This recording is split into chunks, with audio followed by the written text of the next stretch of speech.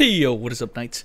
And welcome to episode 6 of the Arad Airways podcast. Yes, I had to go look because I wasn't too sure on the number. Actually, this should be episode 7, I should have you guys know, because there was an episode 6, but I didn't release it because I was embarrassed. But I'll talk about that here. But guys, I have kind of like 3 subjects to talk about today, and you guys probably see them in the title already, so I'm not going to go over them, but let's just jump right into it, guys. The elephant in the room. Actually, the elephant has left by now, and it's been several months, I think at least 2 months since the ARADIAN debacle, and let's just get it off my chest right now. I was not happy about that, okay? And in fact, episode 6, I had a normal podcast, right? I was going to talk about current events, and ARADIAN was a topic on there, and I was heated at the time, and I got to just spew all this shit for like a good 45 minutes. And by the time I finished ARADIAN, I was like, okay, I got everything off my chest. It was like already 50 minutes long, like just that subject. So we're not going to extend it for that long, and I'm obviously not as mad as I was at the time. I'm still pretty irate about it. I have some things I just want to say about it. And for those of you guys who don't know, let me just explain the whole situation, right? Earlier this year, we were introduced to an event called the ARADIAN event. What it was going to be was just simply a milestone event, so I thought. And this is kind of where the frustration lies. It was like a milestone event, okay? Those people who completed these impossible tasks, they were hard tasks. There was like a good several of them that, you know, are going to require you to spend hours upon hours just kind of doing them. One was like, spend 70,000 FP. Okay, well, that's easy enough to do in theory. I mean, you can turn on Express, you can enter a special dungeon, leave a special dungeon. Those are relatively easy, but even yet, they'll still take a lot of time. You had to level up a character to max. I had every character in the game, but I had to level up one of the event characters to max. So guess what? I had to make a character fully knowing I was going to delete it at the end of the event. I made another Elven Knight. I got to play Elven Knight again, leveled her to max just to delete her. I had to level a Lancer to max because Lancers had just been released. I had to level them to max. And speaking of Lancers, I can't believe that Agent or Grandpa is going to be coming here pretty soon too. So DFO has been updating a lot, guys. I don't want to downplay the fact that this game has so many classes and they just keep releasing them. But anyway, there was a lot of tasks that were really hard, like those. The biggest ones were the clear Anton like 120 times and clear Luke 70 times, which I was able to do all the tasks that they asked out of me except the Luke one, because clearing Luke 70 times within the time frame that you gave you, because there was only 2 Luke days per week, so there wasn't a lot of time, but within the time frame, it would require you to have an account that had at least like 6 or 7 Luke ready characters. Quite frankly, I had 2 at the time. Those being my Elven Knight and my Paladin. My Paladin was kind of lucky she got in there at all because I hadn't finished getting her epic sets, but my guildies kind of carried me. All of my other characters nowhere near ready. I don't really play a lot of support characters on the main account. I couldn't get in even on that. I guess I could have brought in some trash in just wearing Chronicles.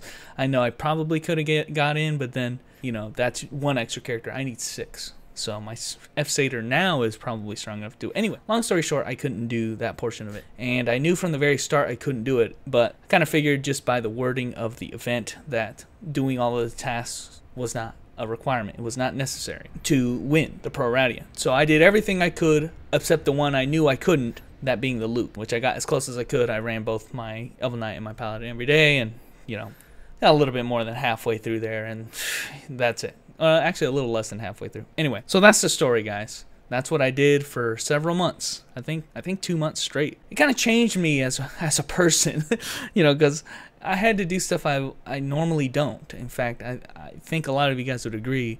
On the streams, I don't do a whole lot of this in-game kind of stuff like Luke and Anton, because I feel like that kind of shit gets really repetitive. You're only going to play, you know, your top characters, and it's just Anton. Everybody does Anton, and everybody has to kind of do Anton. It's not the kind of content I like doing. I like leveling characters. I like doing dailies, because then I can spice it up a little bit. I can change characters whenever I want and not have to devote so much effort into one singular topic. That's kind of how the streams go. So I had to change my mindset on that. You know, I usually hate Anton Raid because it's a 20-man oiled machine, and I had to basically start up SIG trains, which is my guild trains, and now we're doing pretty consistently 5 or 6 raids every raid day, solely due because of the Pro Radian event. I mean, we had to set that up. We did set it up. It's very successful, and we're still running it to this day. So if I can thank Pro Radian for anything, it was, hey, you motivated me, from a guy who normally wouldn't do this kind of shit. Honestly, I was pushing it with the 2 raids. Usually we did 1 raid, and then, you know, the 2 raids we did do, and then 3, yeah, definitely out of the question. We just did the 2 for a long time. So we bumped it up to 5 and 6. I'm happy with that, and we're actually getting really good time. Anyway, I'm going off on a tangent here. Let's talk about this Pro Radian stuff, right? So I did the best I could. They announced the winners, and lo and behold, I was not one of them. In fact, the only people who did win were the people who did every single task available, even that really, really hard Luke task. They had to do every task to be awarded the prize, which is a bunch of cosmetic items that were limited edition, and there's like some gear in there, that some title cards that literally have your name on it, you know, your account name, and that's pretty cool for showing off. When you link it in chat, it actually shows your name. Your name is like coded into the game, which is kind of awesome. And you get exclusive stuff like that. I was not among the winners. In fact, like I just said, only people who did all the tasks won.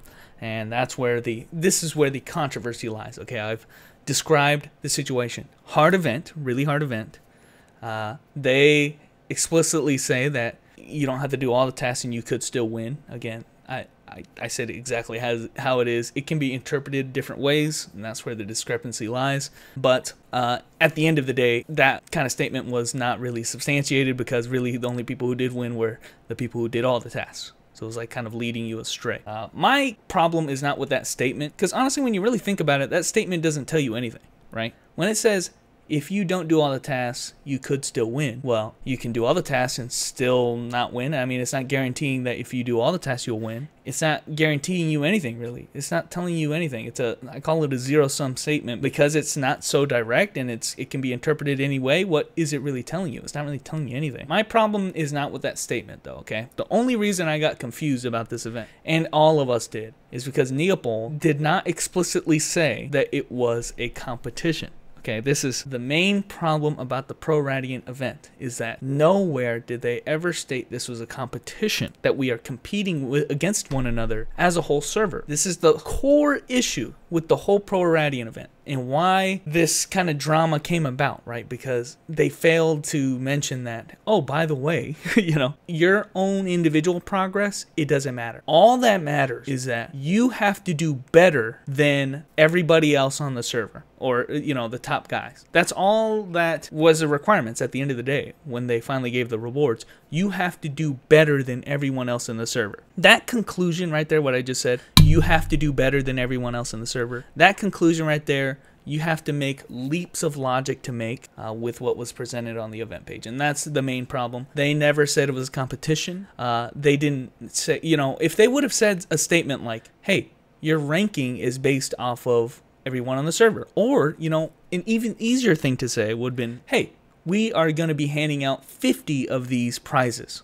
Maximum. If they would have said that, then immediately, like that, we would have been like, oh shit, this is a competition. It doesn't matter what the fuck I do as an individual. It only matters what the top person in the server does. And now, you know, what if everybody only did 5 tasks? Well, the guy who did 6 tasks, he's going to get a prize, and the top 50 people that are closest to that are going to get it. You know, because it would have been a competition. That's what I'm getting at. They never said that. And so it was just assumed that, well, there was an unlimited amount of resources. So long as you did an arbitrarily amount good enough, you could still win. Because it was not implied that there was only a limited source of supply and that there was a competition factor involved. You know, why would anybody jump to the conclusion that there was a limited supply of these prizes that we're going to hand out if they don't tell us that there's a limited supply? But obviously, when they announce the rewards of the people who won, it's clear now that they seem to have a limited supply. They were surprised that so many people won. They didn't think so many people would won. Well, that's on them, because they obviously had a limit of how many prizes they wanted to give, but that's information that they withheld from us, that they didn't tell us. If they only wanted to hand out 70 prizes, then they need to say so on the event page. You know, That's information that they withheld from us for no good reason. You know, vital information that would have told us right away that we are competing against one another and not just trying to surpass some kind of arbitrary goal. That's why we're in this situation right now, is that confusion. Okay, this is the crux of the argument. I've seen a ton, at least at the time. Again, like I said, I ranted for like 30-40 minutes about this the first time, but at the time there were all of these analogies that were made. You know, oh, this analogy is like a classroom, and you know, only the top kids would get cake or some shit like that. It was dumb analogies. Okay, the ones I would break down immediately, because first of all, the way it was said in the event page, it never implied that there was a limited amount of resources. There was a limited amount of cake. It sounded like there was an unlimited amount of cake, and they would just give out prizes to the people who achieved a certain milestone, whatever that was. There was no competition aspect involved in the event page at all. You were not competing with anybody else. The other thing about the analogy is that, unlike a normal test, the reason why this kind of event stings is because of how much effort that was involved in it. This was not like you know, in the analogies that people were making. This is not just some test you're taking. This is literally 2 months of straight hardcore grind. I mean, they explicitly said themselves, only no-lifers could do this event. I would have beaten this event had it not been for my account limitations. I just didn't have the characters or people geared enough at the time when this event started. So yeah, that's another factor. This isn't just something, oh, well, I just am gonna enter. No, you have to commit. You have to commit to trying to enter. And that commitment has to start right away at the very start. So the sheer fact that they were so vague and they were not clear in the fact that this was a competition wasted, that's the main thing here. We wasted everybody's time because of it. A humongous commitment had to be made on like faulty ground, right? Because had people known that at the very start that this was a competition, so many people wouldn't have participated, right? Like I would have known right away, oh shit, there's only 50 prizes they're going to give out, and I can't do one of the tasks. I knew that from the very start. If I did it every single day, I cannot do the loop task. So fuck it, I'm not going to do this event. Fuck that. I know there's at least 50 or so people that can do that task, and I'm not going to try to compete with people when I know it's a losing battle. It's literally impossible to win in that situation, right? But there was no like winning involved. I wasn't beating another person. All I was trying to do was to do my best, right? There's a difference between doing my best that I'm able and being the best in the server, right? There's a difference there that was not made clear ever at the start of the event. So there, I said the argument, I said what they were lacking in the event page, and the people who, there's so many like white knights and like apologists that came out in defense of Neopol. You can't really defend Neopol on this one. Like, it's obvious why people were confused, why so many people were pissed that they wasted their time. And I'm just flabbergasted as to how many people apparently knew from the start the true intentions of Neopol. I mean, they're over there at Neopol headquarters. They wrote the damn website, as far as I'm concerned, because they knew from the very start, oh yeah, I knew this was a competition, obviously. You know, so I don't know where they're drawing these conclusions. They're just kind of making them up, pulling them out of their asses, but it's only driving a stick into the wound at this point. I mean, it's a lost battle. People like me who are kind of complaining about it, and I know this in rationality right now. I know this is a losing battle, and I don't want to fight it. But Neopol really fucked up on that event, and man, did they waste a lot of time. And I did, in fact, rage pretty hard. I got some funny comments on some videos that came afterwards, and they're like, hey Rick, do you even like DFO anymore? Do you even like DFO anymore? Or are you just doing it for fan service now? I thought this was a fucked up comment because, like, my whole shtick, right? My whole shtick with this YouTube channel is that I don't play games on this channel for, you know, for fan service. I don't do things on this channel just for your guys' sake, you know. I don't do it even for trying to get views or trying to promote, you know, my channel. What I'm trying to do is promote the things I like, and that's the only thing that matters with this channel. So, you know, you're not going to see me playing League of Legends unless I really like League of Legends all of a sudden. You're not going to see me trying to, you know, grow my audience playing fucking Minecraft or something unless I really like Minecraft, okay? So I'm not doing it for fan service. The whole idea that DFO now has become a fan service game for me and I'm only doing it for the fans, you guys are crazy. I'm a pretty selfish guy. I'm doing it for me, you know.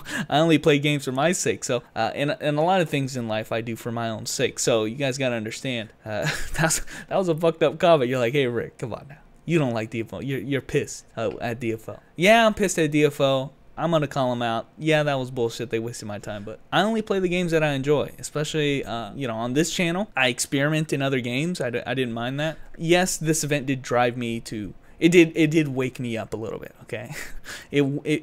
I became woke after this event. I said, you know, I need to take the blinders off of DFO for a little bit after this event because I'd been so committed for so long and I didn't get rewarded for it. And I felt like that was not worth, you know, that was definitely not worth. It did kind of burn me out a little bit. Spent all that time doing all that, like, tireless shit nonstop. I'm good. You know, I just wanted to play other games at that point. I don't want to make it seem like, okay, I quit. I quit at the time. Because I obviously haven't, right? I'm still playing it. I still like this game a lot. But it was my excuse to try out other games, you know. It's just like, well, no need to feel really bad playing DFO right now. I'm going to go try out the other games I've been meaning to try out. So I tried them out all at once. And I'll talk about this really briefly because I want the Arad Airways podcast to be about DFO. But tried out Soul Worker. Didn't really like its stale combat. It felt like Vindictus to me. Kind of slower pace. I know a lot of people like that game, but not me. Tried out Closers. Will not be playing Closers after that initial day. I could not get past the really incredibly repetitive L-Sword-esque type gameplay. It was kind of hyped for like maybe the first couple dungeons until I realized what was going on. Critica, I like a lot. I like the combat. I like how fluid it is. But the thing is, it's going to require a commitment, I think, that I'm not ready to give in that game. I think it's getting overshadowed by the two other games that I'm playing currently on the channel. DFO, and then the new one, the new hotness, Black Desert. Now, Black Desert, I want to let you guys know, this is not the new one, okay? I was one of the first people to upload Black Desert videos because I played on the Korean version of the game. I've only done this, by the way, for 2 games, I think, ever. Okay, I've played C9 on the Korean version, played it the second global version came out. I'm the biggest C9 fan. Black Desert was like the continuation of C9, so I played it on the Korean server too with Martin, and we were kind of testing it out. By the time that it came out here in the West, though, I was not too involved in it because I'd already experienced most of it, and it was very struggling woes at the very start. I kind of wanted the game to expand a little bit more, and I never came back to it. I mean, that's kind of how it went. I got too invested in other stuff like DFO, Dragoness, and shit that Black Desert kind of fell off the radar. I wanted to go back since forever. You hear me talking about Black Desert all the time, so yes, I did come back to Black Desert. Yes, I'm having a lot of fun. Yes, I am playing it on the side, and I want to make videos for it as well, so hopefully you guys don't mind that. But just know, DFL is still my main game, and the mainstream game, and the main game I know you guys, a lot of you guys are here for. But not all of you guys, okay? I know there's some people at least interested in the Black Desert stuff. And I want to be more involved in the PvP aspect because I've been missing out on that in the DFO side for so long. And I want to play a good PvP game. A PvP game that I enjoy. I'm not saying DFO doesn't have good PvP because, you know, F1 tournament and all that. But I want to say a game that I can get back into in Black Desert. So that's all I'm going to talk about the other games, guys. That's how I feel about them. I probably won't be making any other videos, Closers or Soul Worker. Critica, I still have installed, so you might see some on that, but Black Desert and DFO for sure. Coming back to DFO, okay, there's been a lot of stuff since the last podcast that I wanted to talk about. In fact, I'm going to release an older video, and I realize it's almost July here, but this is back when we had our kind of anniversary, so going back to March, I'm going to release that video just to show you guys that sometimes what happens is I record a video and I just never get around to editing it, much like my last Pro ARADIAN rant. But a lot of the times that's what happens, so I'm going to release that video. It's a little bit old, but I just want to catch up with some of the content that I have here, and I think it's some good stuff. But anyway, so I'm going to try to stay relevant in this podcast, and I'm going to try to stay relevant in most all of the podcasts. So let's go ahead and talk about the summer patch update that just released not too long ago, like a week ago. With it, we got a few events. It was the fish event and the pre kind of event for the agent. Really good event, by the way, if you're not doing it, because it actually gets you a swap piece, a swap sub equipment, which is really good. It's basically like Time Traveler's Watch, you know. It's really good, not for the resets, but for the +1 levels for your swap skill, so make sure you're doing that. And the fish event is pretty nice for some meme items, as well as some like Kaleido box cut in pictures and all the kinds of memes. But the biggest things, guys, are the couple system changes that we got First and foremost, we got the mercenary system change. I remember talking about the mercenary system a lot, about what I was expecting out of it and what Korea got, and we finally got that system. And I don't really have much else to add on top of that system. Now that I have it, I got to see kind of why some people are okay with it and they really like it. I just kind of nostalgic of the old system. The old system is still miles ahead of this current system, and this system right now, it does not benefit people who have a ton of characters. Really, to get the maximum benefit, you basically just need one character of each subclass to be able to get the exploration maxed out. You can just have however many, 35 glory points every day basically,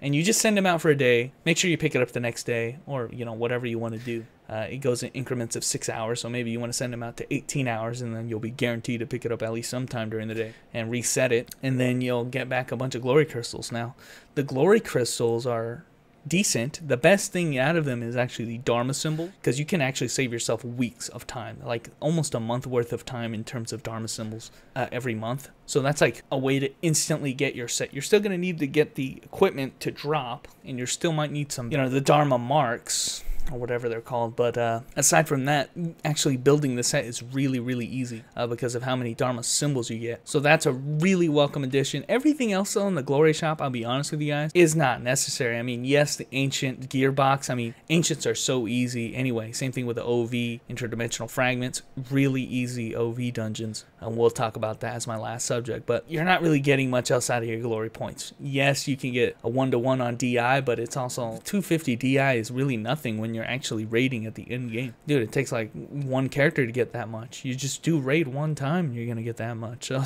it's like at this point the glory points really lose their meaning after the Dharma symbols. The Valor points, those are for basically all of the leveling and unlocking related items. Even those are really, really helpful for people if you're new to the game and you have a max level character and you're playing them like actively doing stuff, because then you can rack up Valor points and you can use those points to build up your other character. This would have been ideal if you're leveling alts. While you're leveling alts, you can use your mains to boost those characters up. One thing I didn't really talk about in the update video was that the growth capsules are now account bound kind of things, and they kind of automatically load up on there, so that's a lot more convenient. That's been several years coming. I don't know why the fuck we had the old capsule system. It sucks so terrible. It was so bad, but anyway, that's more convenient. But yeah, all of the leveling related items, there's a new potion that gives you 10% quest EXP, which is huge because we all know scenarios give you so much EXP. Every 10 that you do is like you did an extra one, so it's really good EXP. It only lasts for 30 minutes per character, but it's definitely worth it. I was doing him on my Sword Master just recently, and she got like 700k extra EXP just from the quest. It was just like, dude, so much EXP. And up until the point where, I think you can use the level up tickets up to level 86 to boost yourself to 87. And then, capsules, I think, work up to 88 or something like that. And then you can use some tickets to instantly get you your second awakening as well as all of your gear slots. You just need Valor points, and that's pretty awesome. The thing is, though, when you get to the point I've gotten, which has been the work I've done outside of this mercenary system, all of those items are going to lose their meaning to me here very shortly. I mean, none of my characters have any gear slots I have yet to unlock, unless they're not 90 yet. Then I need the earring slot. Everybody has their sub-equipped magic stone. Everybody's level 87 plus. Everybody's like, so I don't need any of those items, really. Yes, I have a good 20 or so characters that are not yet max level, but the thing about it is, if I go through the trouble of maxing them, what am I going to do with all of the event items that Neopol gives us, like the EXP potions and the EXP pills and all of that? I want to capitalize on the events that Neopol does, and if I work too hard at the times there are no events, it's just not going to make much sense. I'm just kind of wasting my effort. So the characters that I don't really care about, I'm going to leave them at where they are because I'm boosting them with all of these event level up items, and I'm kind of saving myself having to do that work. So that's kind of how that is going right now. Big summer update. We're getting Hatsune Miku here in August. I guess that's not really all that hype for me. I kind of shit talked it on the stream. Hatsune Miku's coming. So it's like, is anybody hyped for Hatsune Miku? Like, I know like maybe 10 of you guys. Does anybody even know what this is? Does anybody know Vocaloid? Like, seriously, I think that the audience of people, especially in the West, this is more of definitely a weeb kind of thing, but I don't think a lot of people know about Hatsune Miku and Vocaloid and all of that shit. I'd be surprised if they did, honestly, but I guess it's a welcome collab. I'm not excited for anything they have to offer. Seriously, schoolgirls, schoolboys, and that shitty genre, no. I'm not going to be excited for a single thing unless they got some OP auras or some shit. I mean, one of the auras I saw was Hatsune Miku jumping around. I put a little picture on the screen, jumping around everywhere. That's kind of cool, but I would never wear that shit. You wouldn't catch me dead wearing that shit anyway. And then even before the Hatsune Miku stuff, guys, we got Grandpa. He's coming. I didn't realize it, but they're only releasing the first two, just like they did in Korea. They're only releasing the Agent and the Troubleshooter for the Grandpa classes. In terms of hype, I know there's a ton of people apparently really hyped for this class. And for me, I said it from the very beginning. The hypest I'm going to be for the whole year is going to be Paladin and Dragon Knight. But I do kind of feel a little bit of something for these new classes. I'm watching a little bit of videos, which I normally don't do. More videos about these classes to try to get a better understanding as to how they're going to play. The Special Agent looks interesting enough. I don't like the Troubleshooter pretty much at all, but the other two also look really awesome. One of them is the Special Agent or whatever. He looks kind of like a mob boss, and he has like a fucking machine gun. That thing is pretty cool, like a little Tommy gun. And then the one I really want to play is Sexy Grandpa. I don't even know what he does, but he's looking good. That's all I gotta say. So he has like some kind of great sword and energy kind of thing going on. Reminds me of that class from L-Sword, the Magic Swordsman. Anyway, don't remind me of Azura though when we talk about that, but I think that could be a cool class. But definitely want to try out the Mob Boss class. So yeah, I guess I'm okay with these classes coming out. I'm not hype.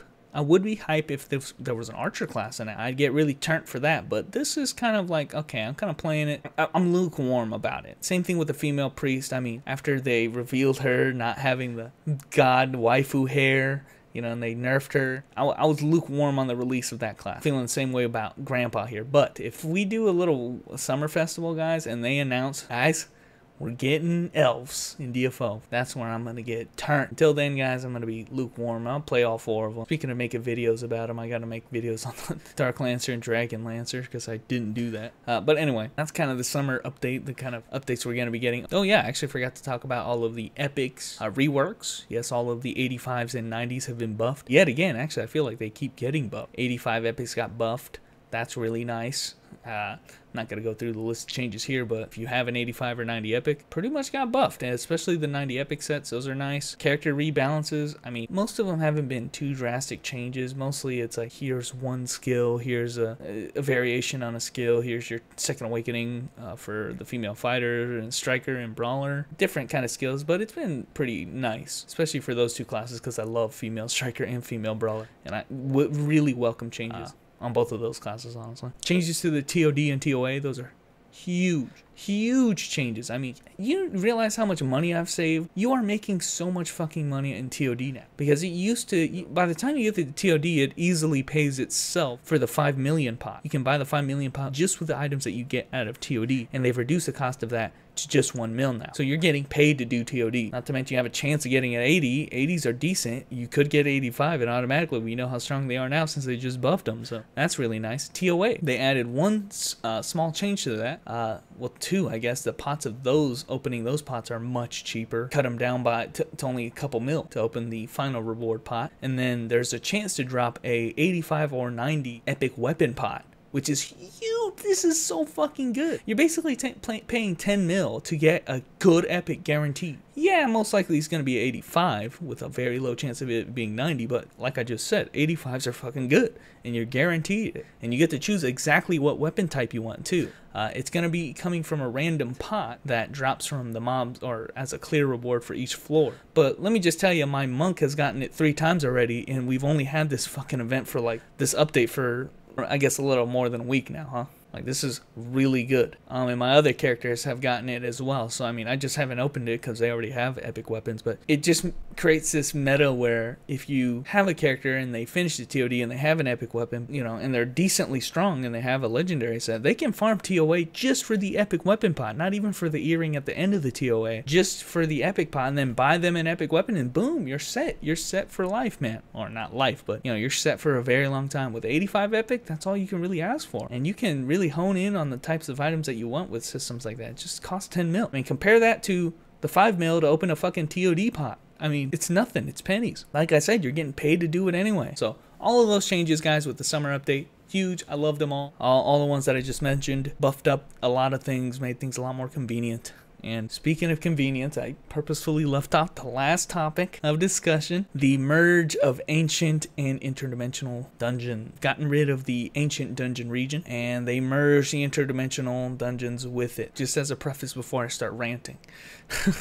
I think everybody listening right now is going to agree that they like the change because of the fact that it is now easier to get both of those things. In fact, usually for farming these things, you'd have to, it'd take you twice as much time, right? Because you'd have to farm ancients for the ancient set, and you'd have to farm OV for the OV set, you know? So now that they combine the two, it just takes you half as much time to do it. And on top of that, they nerfed the rate, or excuse me, they buffed the rates up and made them way easier to get anyway. So on top of it taking less time in terms of actual in-dungeon time, they also reduced the time it takes to even get the pieces, because you can buy them so easily now from the NPC by just doing these dailies, these ancient, interdimensional, and ancient dungeons. They combine the two. The dungeons are way easy on the highest difficulty. They can be done on a character who's not even in Halidom, and they can be done with ease. Even killing the secret boss, the gruff battle that comes out of there, he can kill him no problem. As long as you have your second awakening, you're going to be golden. Go there when you're level 90 and you're going to be set. So far, I haven't said anything bad. Everything, I think people will agree that yes, it is more convenient. But the problem I have with the merge of interdimensional and the ancient dungeons, the only problem I have is that I don't understand why they decided to merge those two systems. I'm going to get over this eventually when I find ways to mitigate the problem that this created. But basically, what you have done is merged obsolete content in Chronicle Gears with timeless content in the legendary system. Legendaries can be farmed on max level characters far beyond the point where they are 12 out of 12 epic, because they always have use. The legendary souls always have use, either in crafting epics, transferring other legendaries on accounts, all of this shit. Okay, there is reasons why you do this, and even if you're already 12 out of 12, there is no or hardly any reason for you to do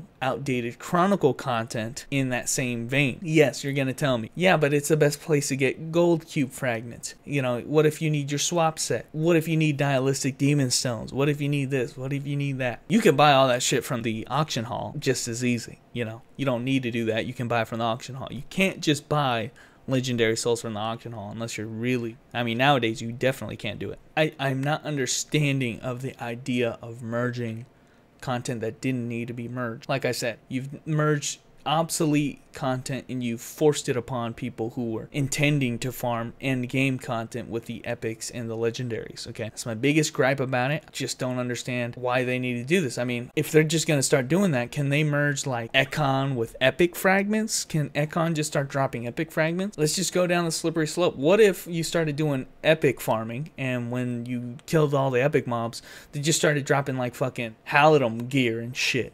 You know, like, or legacy gear, even worse. Like, yes, once upon a time, legacy gear was good and necessary and you might want it, but not now. Why would that logic not apply to this merged ancient dungeon with OV? Why are we forcing people to pick up Chronicle gear when it's outdated? It'd be like forcing people to pick up legacy gear when you're farming epics. It just doesn't fucking make sense. There's a time and place, and there was no need to merge unrelated content. It's literally unrelated. Yes, there is a benefit of being able to do two things at once, because things that were separated and you had to do both of them if you wanted the prize, now you only have to do one dungeon and you get both of the prizes. But the thing is, there was no reason to do the Chronicle stuff after you'd gotten your swap set almost unanimously. And even if it wasn't the case, and you wanted to get Valve Silence on your Satyr, then okay, get your Valve Silence, and then guess what? You're done with Chronicles forever. Like, it's outdated after a certain point. And that certain point was just a couple weeks, honestly. If you were playing just before this update and were getting a Valve Silence,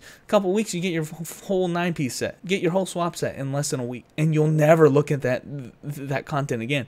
Now they've merged it, so I don't like that. The problem it brings is that I have to now pick up all the Chronicle gear. I cannot disassemble it easily. I gotta click 30 times, more than that, because I got more than that in drop. Click. It's fucking annoying. Yes, I know I made a rant for a good 10 minutes now talking about how annoying it is, but that's the one aspect that I really don't like about the merge. And yes, it's something that bothers me to the point where I would be better off, I think, if they kept them separate.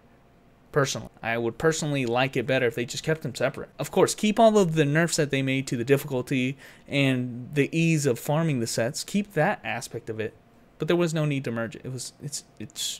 It doesn't logically follow that we needed that. The second thing, and this is maybe something that people are only realizing after the fact, is that we have lost something in this convenience. Right. The one thing about the interdimensional dungeons is that ever since a long time ago now, they are always randomly generated. By losing the ancient dungeons, we have lost the ability to intentionally farm certain dungeons. Okay, and when you do that, if you didn't know before, certain mobs, very particular mobs and very particular bosses drop very particular loot. Okay, when you farmed, say, Nobilius, he had a chance of dropping the Nobilius card, and he might have had a chance of dropping some kind of legendary or something like that. So we've lost that in this new system. We've lost the ability to target farm, and I don't know another way of putting it, target farm certain things. This is very, very important for the boss cards of certain dungeons.